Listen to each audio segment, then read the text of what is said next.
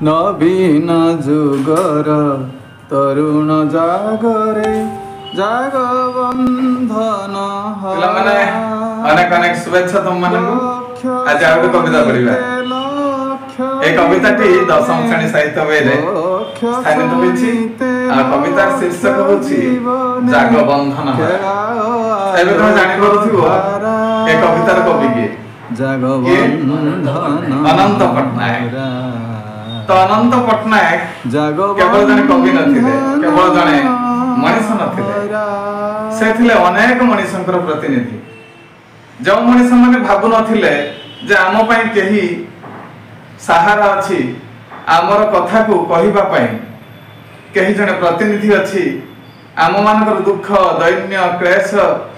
एवं आम जीवनर जो असारता को दूर करिबा पई आश्वासनर बाणी हुई कहीं जने छिड़ा हम आम पाखरे सही भली परिस्थिति रे अनंत पटनायक थिले से असहारा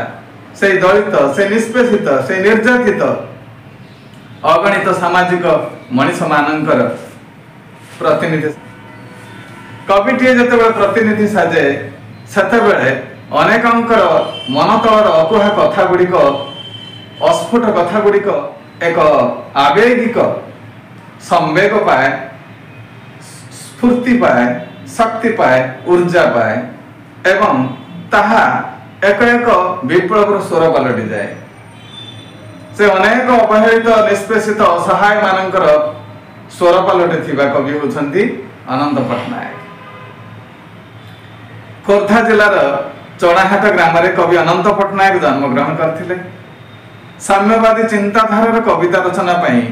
नवजुग साहित्य संसद जरिया रे जो आंदोलन होइथिला तहिरे से अंश ग्रहण करथिले। ए जो साम्यवादी चेतना समस्त समान ए धरा रे धनी लोक मानकर शासक वर्गंकर एवं सामंत मानकर संभ्रांत मानकर जतिक अधिकार अछि जो माने किछि नाही सर्वहारा दलित खटिखिया मजुरिया समानकर मध्य सेतिक अधिकार अछि किंतु दुखर कथा कतिपय लोक ए सारा जगतटा को अधिकार करि नै थांती आ जो माने लहु लुह ढाली ए जो निथर भूमि रे शस्य उपजाई गोटे प्रांगर भूमि को शस्य संभाल करि थांती आम मानकर जीवन सुरक्षा पाई खाद्य वस्त्र बासगृह सब किछि जोगै थांती अथच सेमाने चिर हाहाकार भितरे जीवन बितांती तांका पाखरु सब किछि श्रम पाई संबल पाई धनी माने जते बेले रहस्यमी अट्टालिका मान गढ़ी ता मध्यरे सुखरे आतजात हेउथांती एटे सेही गरीब मानकर बढ़िला झियटी तार सातसिया लुगा तळे जौवन को लुचै न पारी बाहर को आसी पारे ना ता घरर पिला माने शिक्षा पांतिनी सुविधा पांति नाही चिर वंचित हुई मरिबा पई सते जमिते एक अभिशप्त जीवन धरी जन्म ग्रहण करि थांती जते बेले ता पड़ोसी धनिक घरर छात ऊपर स्टार एंटीना लागि थाए सते बेले गरीबटीर चाल देइकिरी राति रे जन्म आ दिन रे सूर्यास्त जात हेउथाए तेणु एही प्रकार दुखी मनीष सबुथिरु वंचित होइथिबा एवं समाजर मध्य क्रूरता निष्ठुरता आ जाति वर्ण निर्माण को पई सब आडे जो बंधन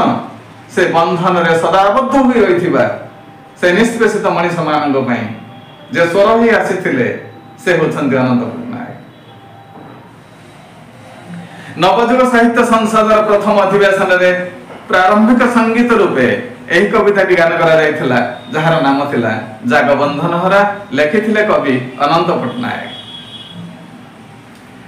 पिला माने अनंत पटनायक अनेक कृति अछि जे कृति तमर रक्त रे निश्चित भाव रे रेकार सृष्टि करि देबो हाड़ रे हंस ध्वनि सृष्टि करि देबो एमिति शक्ति अछि एमिति आह्वान अछि एमिति संग्राम करिवार बीज सेथिरे एबे भी सुधा सुप्त एवं सतेज होई रहिछि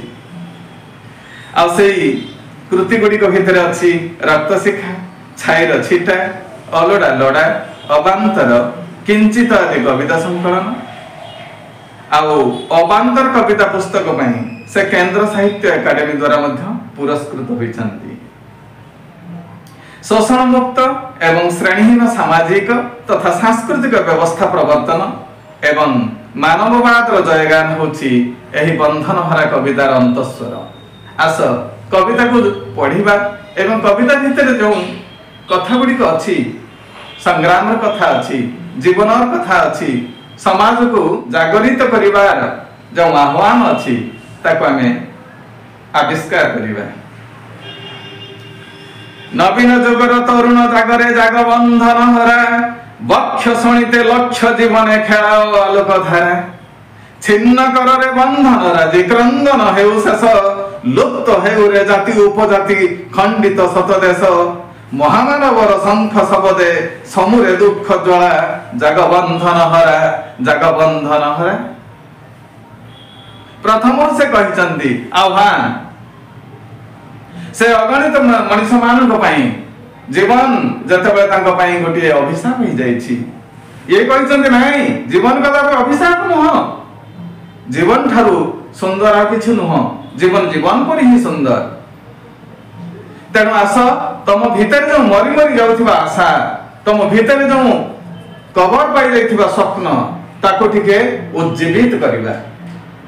कहिछंती नवीन जुगर तरुण जागरे जाग बंधन हरा अंधकार जुग असूर्य अंधकार दूरीभूत हो गलानी एबे उदित सूर्य जागरण सूर्य एवं साम्यवाद सूर्य